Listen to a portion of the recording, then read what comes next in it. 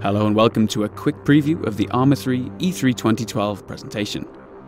Now we've got a lot to get through, so the plan is to offer a brief look at each section of playable content. At the heart of everything is Camp Maxwell. From this small military outpost, we've prepared activities, showcases, and even a short campaign mission, which are accessed directly via the camp in whatever order we like. Of course, at E3 itself, visitors to the Bohemia Battle Bunker booth are encouraged to get hands-on with it all, and take a look at these things in as much splendid detail as they like, and at their own leisure. Alright, let's kick things off, starting with a wee jaunt around Maxwell. The 3D markers you see are prompts for where to find content. You might have already spotted the vehicle demonstration there, and in the background, the silhouette of a helicopter foreshadows an airborne showcase. More on those later. Trotting across in the light of our romantic sunset, you can get a peek at the weapon pool, something that those familiar with the Arma game mode may recognise. Now looking down into the valley, we can spot our firing drill activity, which puts players through a timed series of pop-up targets. A little further away is a shooting range, which gives a good impression of, among other things, our new aiming mechanics and more powerful rifles like the GM6 Lynx.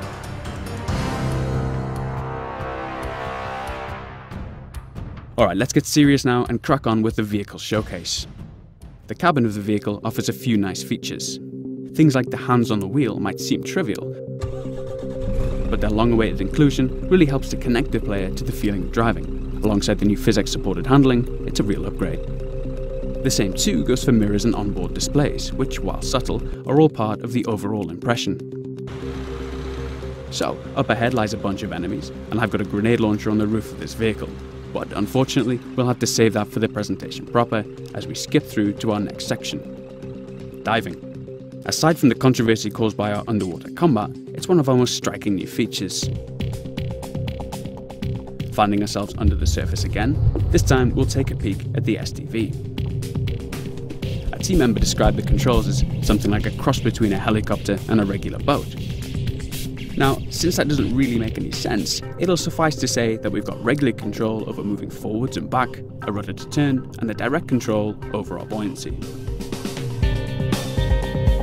Moving on now to a real man's machine, a helicopter, we'll take a look at the terrain from above and finally get to the business of engaging an enemy. Skipping between the trees, we'll target a lightly armoured vehicle and take a look at radar installation Mike 26 from above.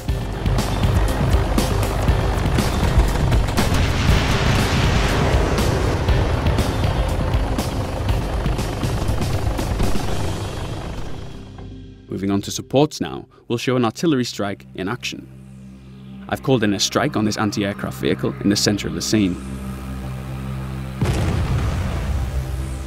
We're using some relatively lightweight shells here, but if we manage to get it finished, at E3 you might sneak a quick look at the new cluster bomb strike option, which I must admit is particularly satisfying. The night showcase helps us demonstrate some of the features we looked at in our recent lighting showcase trailer. One feature we didn't manage to show was the weapon mounted lights. Switching it on, you can see the beam cast on the ground, which nicely highlights the new detail surfaces. Switching to third person, we'll take a brief look at night vision and demonstrate the ongoing work we're currently implementing with muzzle flashes.